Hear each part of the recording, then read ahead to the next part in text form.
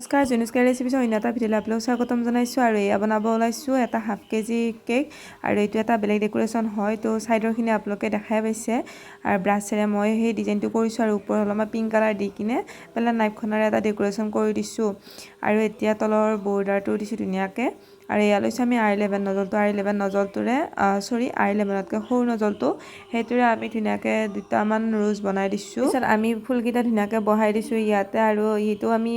5 ইঞ্চত বনাইছিলোঁ এই কেকটো তাৰপিছত তলৰ বৰ্ডাৰটোত মানে দুটা ৰোজ বহাই দিছোঁ ধুনীয়াকৈ আৰু নাম লিখিছোঁ আমি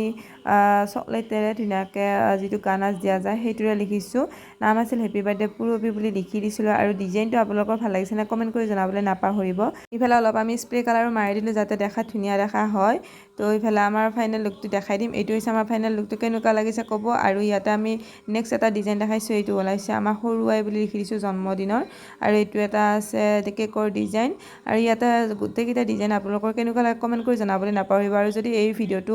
ইউটিউবত চাই আছে প্লিজ ছাবস্ক্ৰাইব কৰি দিবলৈ নাপাহৰিব আৰু যদি ফেচবুক পেজত চাই আছে প্লিজ ফ'ল' কৰি দিবলৈ নাপাহৰিব তো ডিজাইনকেইটা ভাল লাগিছে নে কমেণ্ট কৰিব বহুতকেইটা ডিজাইন আপোনালোকৰ আগত শ্বেয়াৰ কৰিছোঁ আৰু এইটো এটা ডিজাইন আছিলে বেলেগ এটা তো ইয়াৰ এনেকুৱা বহুতো ডিজাইন আপোনালোকক দেখাই দিছোঁ তো ভিডিঅ'টো এইখিনিয়ে তো ৰাধে ৰাধে